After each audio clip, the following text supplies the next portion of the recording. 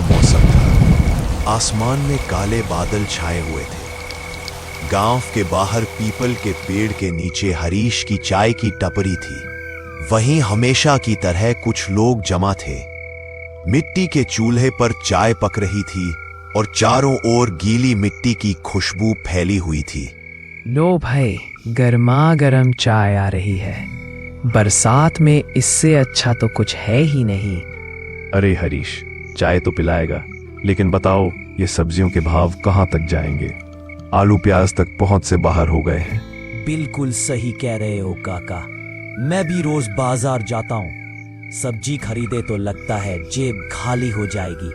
ऊपर से स्कूल की फीस, मेरी छोटी बहन की फीस ही 1500 रुपए मांग रहे हैं। अरे भाई, ये तो कुछ भी नहीं। बिजली का बिल देखो, इस बार तो 20,000 से ऊपर आ गया। पहले तो इतना कभी आया ही नहीं। सब लोग चाय की चुस्की लेते हुए बड़बड़ा रहे थे। बारिश की हल्की फुहार बीच बीच में चेहरे छू जाती थी।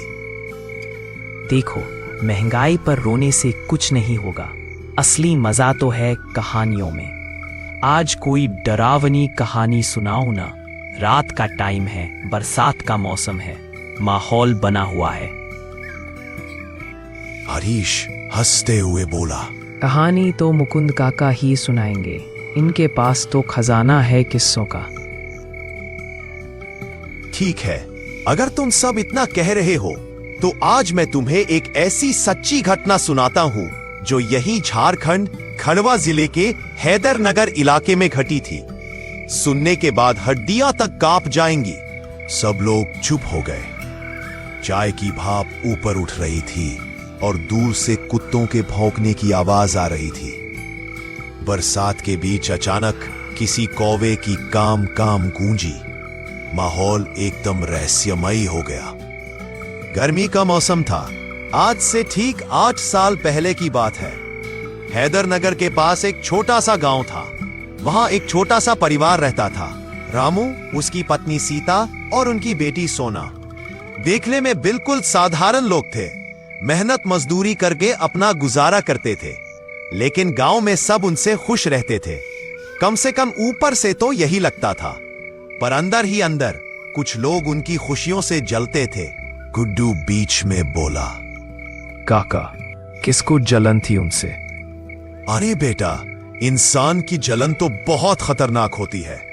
यही जलन कभी कभी इतनी बड़ी आग बना देती है कि पूरे परिवार को निगल जाती है। और यही हुआ उनके साथ। सबकी निगाहें मुकुंद पर टिकी थी। हरीश ने चाय के गिलास फिर से भर दिए, लेकिन अब कोई स्वाद लेने पर ध्यान नहीं दे रहा था। सबके मन में सिर्फ कहानी थी। मुकुंद ने चारों ओर देखा। टपरी पर बैठे सब लोग अब बिल्कुल खामोश हो गए थे। चाय की भाप उठ रही थी। बाहर बारिश की तप तप आवाज आ रही थी और हर किसी का चेहरा उत्सुकता से भरा हुआ था। तो भाइयों, कहानी यही से शुरू होती है। रामू, सीता और उनकी बेटी सोना तीनों बहुत खुश रहते थे। गांव के किनारे उनका कच्चा सा घर था। खेत छोटा था, लेकिन गुजारा ठीक ठाक चलता था। लोग कहते थे कि उनकी बेटी बहुत भाग्यशाली है, तभी तो हमेशा घर में हंसी खुशी रहती है। लेकिन भाई, यही हंसी खुशी कुछ लोगों को पच नहीं रही थी। काका, किसको जलन थी उनसे? गांव में एक व्यापारी था। नाम था भोला साहब। उसका मन हमेशा कड़वा रहता था। देखो, जब किसी को अपनी मेहनत से खुशी नहीं मिलती तो वो दूसरों की खुशियों से जलने लगता है। भोला साहब के घर में हमेशा कलह रहता। पैसों के बावजूद सुकून नहीं था। उसे लगता रामू के पास कुछ नहीं, फिर भी ये इतना खुश कैसे रहते हैं। सबकी गर्दन हिल गई। बात सबके दिल में उतर रही थी। एक दिन दोपहर का वक्त था। गर्मी चरम पर थी।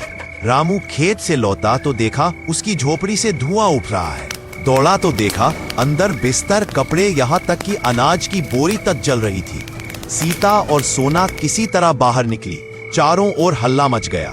गांव वाले दौड़े, पानी के मटके डाले, पर आग ऐसे फैल रही थी मानो किसी ने तेल डाल दिया हो। कुछ ही मिनटों में उनका आधा घर राख बन गया। रामू रो पड़ा। सीता जमीन पर बैठकर चिल्ला रही थी, हे भगवान, हमने तो किसी का बुरा नहीं किया, ये सब क्यों? गांव वाले चुप थे। किसी ने कहा ये तो बुरा साया है, किसी ने कहा काला जादू है, तो कोई बोला नहीं नहीं, ये तो महज हादसा है। लेकिन भाई, ये तो बस शुरुआत थी। उस हादसे के कुछ ही दिन बाद फिर से आग लगी। इस बार कोई समझ नहीं पाया, सब घर में थे, रात का समय था। अचानक भीतर से धुआं उठने लगा। जब दौड़कर देखा तो कोठरी में रखे कपड़े और बर्तन जल रहे थे। अम्मा, मैंने कुछ नहीं किया, मैंने कुछ नहीं किया। पर गांव वालों के बीच धीरे धीरे एक फुसफुसाहट शुरू हो गई।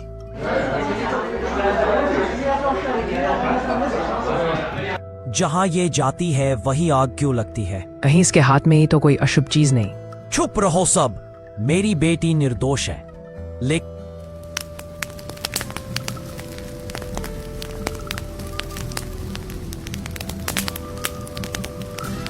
लेकिन भाई, लोगों की जुबान कौन रोक सकता है? आग की तरह अफवाह भी फैल गई। गांव वालों ने रामू को सलाह दी, इसे कहीं और भेज दो, हो सकता है कि लड़की से ही गड़बड़ी हो रही हो। रामू को मजबूरी में मानना पड़ा। उसने सोना को अपने मामा के घर भेज दिया, सोचा कि शायद वहां सब ठीक हो जाएगा। लेकिन भाइयों, मुसीबत तो जैसे उसके पीछे पीछे चल रही थी। सोना मामा के घर पहुंची। मामा के आंगन में ढेर सारा भूसा रखा था, जिससे गाय भैंसों को चारा खिलाया जाता था। दोपहर को सब लोग खाना खा रहे थे। सोना बाहर आंगन में खेल रही थी। अचानक चीख सुनाई दी, आग आग! जब सब भागकर बाहर आए तो देखा पूरा भूसे का ढेर जल रहा था। लपटें आसमान छू रही थी। पड़ोस वाले बाल्टी बाल्टी पानी डालने लगे, पर आग शांत नहीं हो रही थी। लोगों की आंखें एकदम सोना पर टिक गई। जहां ये जाती है वही आग क्यों लगती है? ये लड़की मनहूस है। मामा का घर वाला भी डर गया। बोला, रामू, इसे यहां से ले जा, मेरे घर को भी बर्बाद कर देगी। रामू अंदर से टूट गया, पर उसने अपनी बेटी का हाथ पकड़ लिया और कहा, जहां तू जाएगी मैं भी साथ चलूंगा, तुझे अकेला नहीं छोड़ूंगा। ये सुनकर टपरी पर बैठे सब लोग खामोश हो गए। गुड्डू ने धीरे से कहा, काका, ये तो सच में डरावना है। बिना आग लगाए चीजें कैसे जल सकती हैं? यही तो रहस्य था बेटा, और आगे की बातें तो और भी डरावनी है, क्योंकि इसके बाद लड़की को स्कूल में रखा गया और वहां जो हुआ उसने पूरे गांव को हिलाकर रख दिया।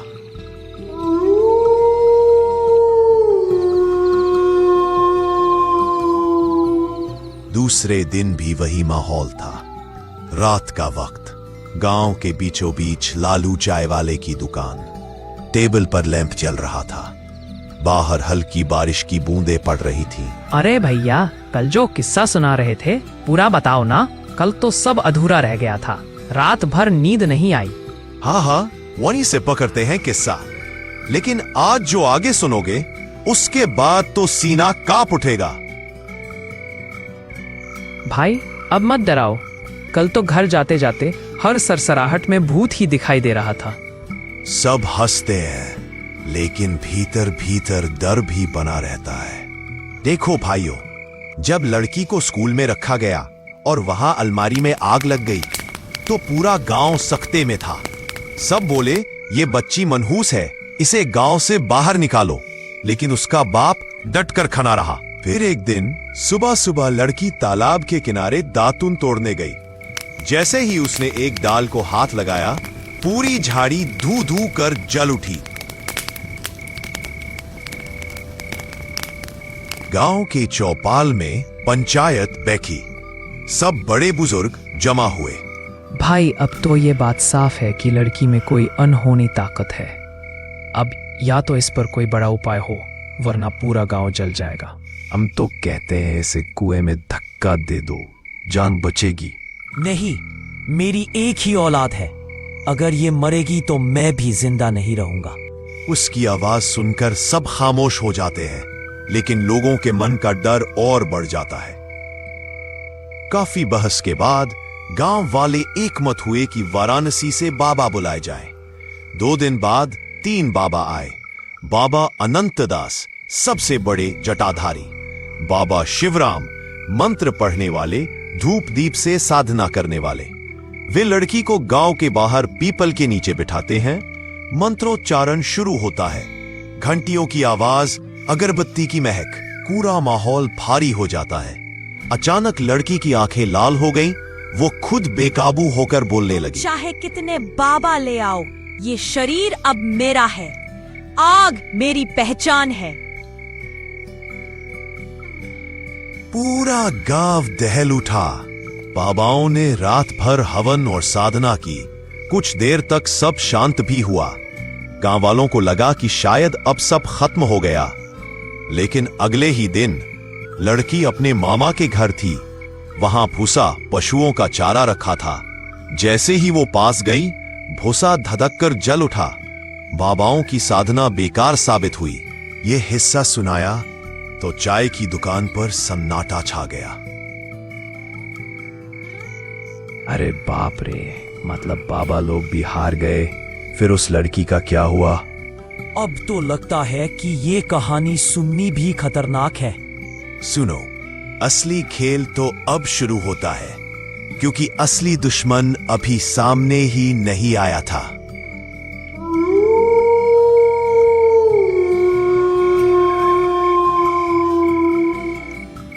बारिश थम चुकी थी, लेकिन मिट्टी की गंध पूरे माहौल में फैली थी।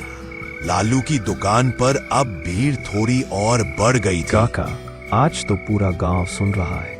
अब सच सच बताओ, आखिर उस बच्ची का राज क्या था? अरे भाई, अभी तो तुमने कुछ भी नहीं सुना। आगे जो हुआ उसने सबको हिला कर रख दिया। उस रात लड़की अपने मामा के घर सो रही थी। आधी रात को अचानक उसकी हंसी की अजीब आवाज सुनाई दी। हंसी जो किसी बच्चे की नहीं, बल्कि किसी बूढ़ी औरत की लग रही थी। उसके मामा मामी जाग गए।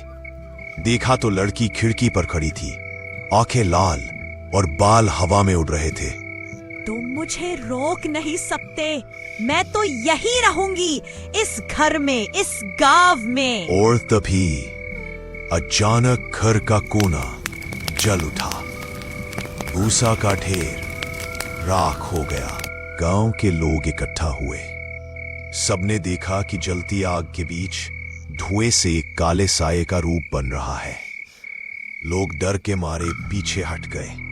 ये बच्ची नहीं है, इसमें कोई और है, कोई औरत की आत्मा। बुजुर्गों ने माना कि यह जरूर किसी पुराने काले जादू का असर है। अगली सुबह बाबा अनंतदास ने गांव वालों को बुलाया। उन्होंने कहा, ये साधारण आत्मा नहीं है, यह किसी की बलि मांग रही है। इस बच्ची को छोड़ोगे तो गांव बचेगा, और बचाओगे तो गांव खाक हो जाएगा। गांव वाले चौंक गए।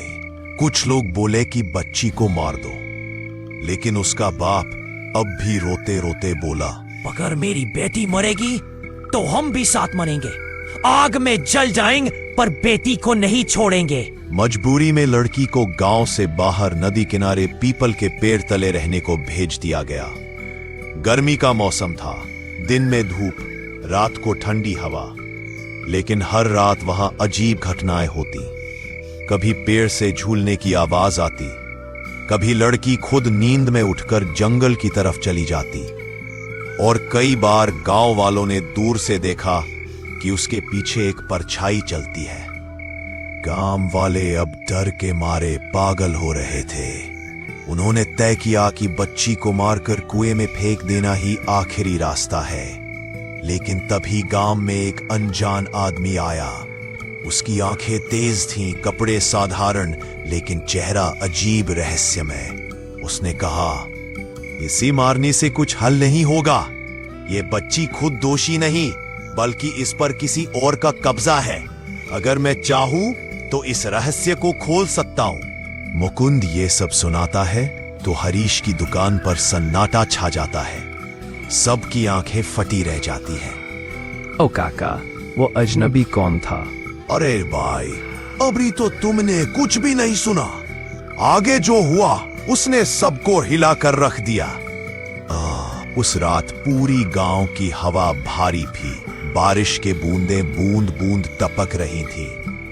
लड़की सोना पेड़ के नीचे बैठी थी। उसकी आंखें अब लाल नहीं बल्कि काले अंधेरे जैसी चमक लिए थी।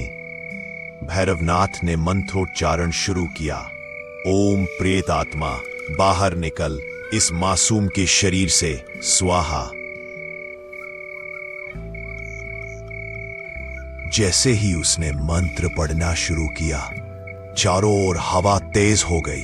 पेड़ झूमने लगे और गांव वाले डर के मारे पीछे हट गए। सडनली, अचानक लड़की की हंसी पूरे जंगल में गूंज उठी। उसके हाथों से आग की लपटें निकलने लगी। सारे पेड़, पत्ते और पास की झाड़ियों में अचानक आग फैल गई। गांव वाले दौड़े और बाल्टी बाल्टी पानी डालने लगे, पर आग एकदम अजीब तरह से फैल रही थी। लोग डर के मारे चिल्ला रहे थे। भैरवनाथ ने सबको पीछे हटने को कहा और खुद लड़की के सामने खड़े हुए। भैरवनाथ ने हाथ में साधना की छड़ी उठाई। लोगों की आंखें उस पर टिकी थीं। जैसे ही उसने छड़ी को हवा में घुमाया, लाल ताबीज से तेज रोशनी निकली। सब लोग चुप हो गए। चाय की भाप ऊपर उठ रही थी और दूर से कुत्तों के भौंकने की आवाज आ रही थी। बरसात के बीच अचानक किसी कौवे की काम काम गूंजी। माहौल एकदम रहस्यमयी हो गया। लड़की जोर जोर से चिल्ला रही थी। इसके शरीर से अंधेरे धुएं के रूप में आत्मा बाहर निकलने लगी। गांव वाले कांप रहे थे। भैरवनाथ ने मंत्रों का उच्चारण और तेज कर दिया। ओम क्षौम प्रेतात्मा निकले, निकल, स्वाहा। धुएं और लपटों में अब सूरत नहीं दिख रही थी। गांव वाले भागने लगे, लेकिन अचानक लड़की की आंखें चमकी और उसने जोर से पुकारा, मुझे अकेला मत छोड़ो, मेरी आत्मा अकेली नहीं। भैरवनाथ ने अपनी साधना और तेज कर दी। धीरे धीरे आत्मा का अंधेरा लाल ताबीज के प्रभाव से तंग होकर बाहर निकलने लगा। जैसे ही आत्मा पूरी तरह बाहर निकली, लपटें धीरे धीरे कम हो गई। पेड़ और झाड़ियां सुरक्षित रहीं। लड़की का शरीर सामान्य हो गया। गांव वाले राहत की सांस लेने लगे। भैरवनाथ ने ताबीज और मंत्रों से आत्मा को स्थायी रूप से बांध दिया ताकि गांव कभी खतरे में ना आए। लड़की ने अब पहली बार आंखें खोलकर देखा। उसने धीरे से कहा, धन्यवाद भैरवनाथ बाबा। और भाइयों, इसी रात से गांव में शांति लौट आई। अब कोई आग, कोई अजीब घटना नहीं हुई। सब कुछ भैरवनाथ बाबा की साधना से सुरक्षित हुआ। तो दोस्तों, ये थी हमारी आज की डरावनी और